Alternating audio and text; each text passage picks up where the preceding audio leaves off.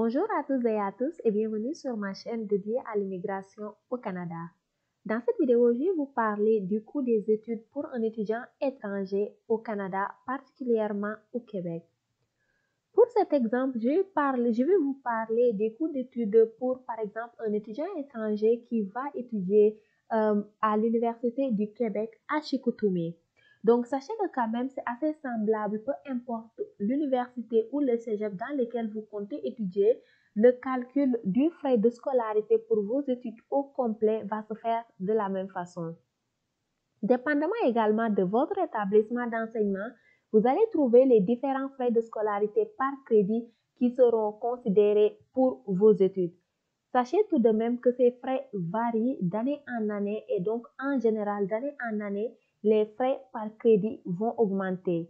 Ce qui fait que même si vous utilisez ce simulateur-là cette année, ce sera juste une approximation du coût total de des frais de vos études durant le long de vos études. Donc, pour cet exemple, je vais me baser sur le simulateur de l'Université du Québec à Chicoutimi. Donc, on va juste répondre aux questions. Sachez bien aussi que si vous avez des bourses, si vous avez peut-être par exemple la bourse d'exemption des frais de scolarité, les frais de scolarité seront moins élevés pour vous que si par exemple vous êtes un étudiant étranger sans bourse qui vient étudier au Canada. Donc, si on commence maintenant la simulation, en considérant pour la rentrée de l'automne 2023, donc chaque rentrée va différer parce que comme je vous le dis, d'année en année, les frais de scolarité, ou je peux même dire de trimestre à trimestre, les frais de scolarité peuvent changer.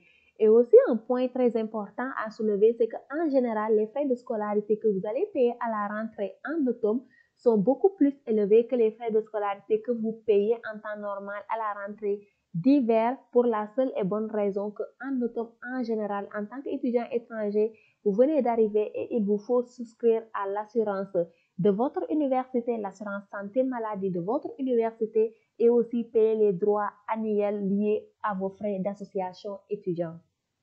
Donc maintenant, si on considère tout d'abord que vous êtes un non-canadien juste pour l'assimilation, donc le lieu d'études, ça dépend de vous. Donc vous pouvez choisir un lieu d'études hors campus.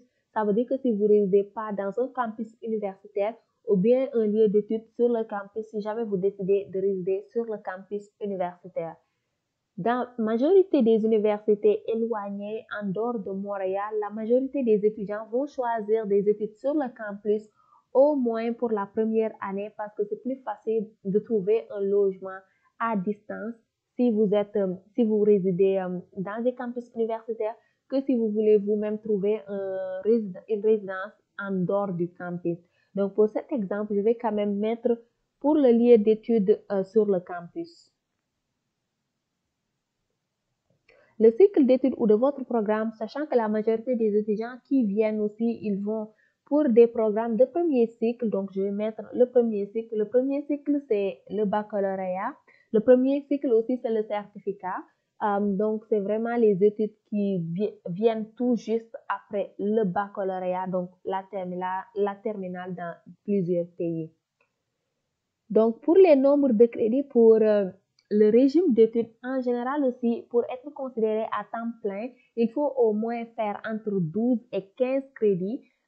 Donc, pour être considéré à temps plein au premier cycle, pour la maîtrise, c'est entre 9 et 12 crédits. Ces crédits peuvent varier également d'une université à une autre. Certaines universités vont être plus sélectives en termes de crédits. Donc, je sais qu'en général, dans les universités à Montréal, c'est entre 12 et 15 crédits pour être considéré comme étudiant à temps plein. Donc, je parle des études à temps plein parce qu'en tant qu'étudiant étranger sous permis d'études, vous devez absolument étudier à temps plein pour pouvoir conserver votre permis d'études.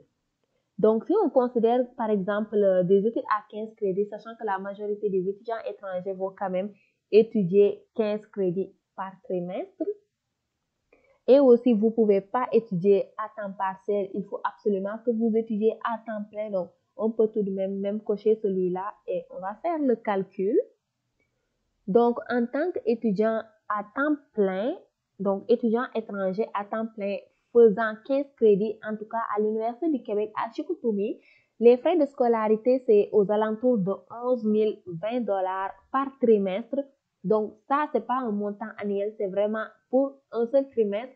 Ça veut dire que si vous venez en automne 2023, c'est vos frais de scolarité de l'août, du mois d'août au mois de décembre 2023. Et en hiver, donc de janvier à mai, vous allez payer à nouveau un montant assez similaire. Mais donc, sachez que ce montant-là, c'est juste pour 4 mois et non pour l'année au complet. Donc, 11 020 $, c'est les frais de scolarité et à cela va s'ajouter plein d'autres frais. Dépendamment de votre université, ces frais peuvent être plus ou moins élevés. Ce qui fait que pour la rentrée d'automne 2023, un étudiant étranger va payer aux alentours de 11 800 $. Donc, juste pour la rentrée d'automne 2023, donc de août à décembre. Donc maintenant, pour pouvoir calculer le coût des études, le coût, en fait, le montant que vous avez besoin de prouver à l'agent d'immigration pour votre demande de permis d'études, il faut que vous preniez ce montant, donc le 11 807 $, vous le multipliez par 3, parce que sur l'année, une année complète d'études, vous avez au moins besoin d'étudier à temps plein durant l'automne et durant l'hiver. L'été, c'est facultatif. Vous pouvez étudier si vous le voulez, mais ce n'est pas obligatoire. Donc, lorsque vous allez présenter votre demande de permis d'études, au moins, il faut que vous preniez ce montant-là, vous le multipliez par 2 pour 2 trimestres, ce qui devrait vous faire des frais de scolarité aux alentours de 23 600 $, aux alentours, donc, pour faire un arrondissement de 24 000 $ en termes de frais de scolarité. Donc, à cela, il faut ajouter les frais de substance que le gouvernement du Québec exige en date de 2023, donc du 1er janvier au 31 décembre. Le gouvernement du Québec exige pour qu'un étudiant de plus de 18 ans ait sur son compte au moins 14 349 $ pour prouver qu'il est en mesure de survenir à ses besoins durant ses études et durant sa vie au Canada par année. Donc, ce qui fait que si vos frais de scolarité, c'est aux alentours de 24 000 $, si vous ajoutez les 14 349 $ reçus par le gouvernement du Québec, le montant que vous devez prouver que vous avez se chiffre aux alentours de 38 000 $ canadiens. Donc, ce montant-là, c'est vraiment un montant annuel. Mais pour la demande de permis d'études, vous avez juste besoin que vous êtes en mesure de payer vos études pendant la première année. Donc, le reste, ce ne sera pas exigé par le gouvernement, par le ministère de l'Immigration. Donc, ce qui fait que pour 38 000 $ canadiens, c'est aux alentours de 18 millions. Si je fais une petite approximation, c'est aux alentours de 18 millions de francs CFA que vous aurez besoin de prouver que votre garant ou que vous avez sur votre compte bancaire pour pouvoir obtenir votre permis d'études. Donc, sachant que les frais de scolarité, c'est aux alentours de 38 000 $, si jamais vous venez pour des études de 3 ans, ça veut dire que le frais de vos études au complet au Canada durant 3 ans se chiffre à 115 000 $ canadiens, ce qui est énorme. Donc ça comprend vraiment tout, les frais de scolarité, les frais de substance, tout, ça va s'estimer à 115 000 $ canadiens. Et donc 115 000 $ canadiens, c'est aux alentours de 53 millions de francs CFA. Donc c'est quand même beaucoup. C'est énorme. Maintenant, vous avez la possibilité de travailler durant l'été. Présentement, au Québec, le salaire minimum, c'est 15 et 25 $. Durant l'été, vous pouvez travailler comme vous voulez, mais en général, le temps plein ici en tant que travailleur, c'est aux alentours de 37,5 heures par semaine. Donc, sachant qu'il y a 4 semaines par mois et l'été en général, c'est 4 mois. Donc, ça veut dire que durant l'été, vous pouvez accumuler jusqu'à 9 150 $ avant taxe, ce qui fait que pendant 3 ans, vous pourriez accumuler jusqu'à 27 450 $ juste si vous travaillez l'été, ce qui est quand même pas mal non plus. Et aussi, durant l'année scolaire, donc si on considère toujours le même salaire, 15 $ et 25 $, vous pouvez travailler jusqu'à heures par semaine durant l'année scolaire, donc 15-25 fois 20 heures par semaine durant l'année scolaire. Et en général, l'année scolaire, c'est 8 mois d'études. Donc, ça vous fait durant les 8 mois approximativement un salaire de 9 760 $, ce qui est quand même aussi pas mal durant 8 mois, sachant que vous étudiez à temps plein. Et ce qui veut dire que durant les 3 ans, vous pourriez faire jusqu'à 29 280 $, ce qui est quand même pas mal non plus.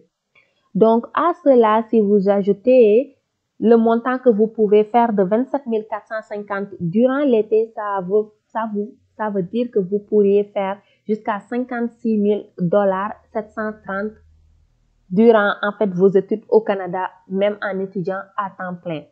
Ce qui est quand même pas mal. Maintenant, si on enlève les frais de scolarité ainsi que vos frais de substance qui se chiffraient à peu près 115 000 $, ça fait que au net, vous avez carrément besoin, ou bien votre garant a besoin de payer aux alentours de 58 000 $ que durant vos études. Donc, le reste, si vous travaillez, vous seriez en mesure de le couvrir. Donc, vous pourriez couvrir jusqu'à 59 000 $ vous-même en travaillant et le reste, ce sera à votre garant de le couvrir. Donc, 57 000 $, c'est vraiment, si je puis dire, c'est vraiment ça que ça coûte à votre garant vos études au Canada. C'est quand même un bon montant, ça se chiffre aux alentours de 27 millions, donc c'est quand même un gros montant.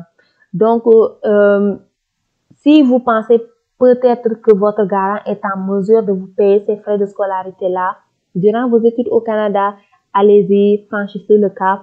Par contre, si vous pensez que ça peut être difficile pour qu'un garant puisse vous garantir ce montant-là durant vos études au Canada, ça peut être quand même très compliqué pour vous. Mais notez bien que dans cette vidéo, je ne vous parle pas de bourse. J'en ai déjà parlé sur une autre vidéo. Mais sachez que si vous avez de bonnes notes et tout, vous pourriez bénéficier des bourses. Quand même, les universités sont assez généreux, mais sachez que c'est vraiment si vous avez de bonnes notes.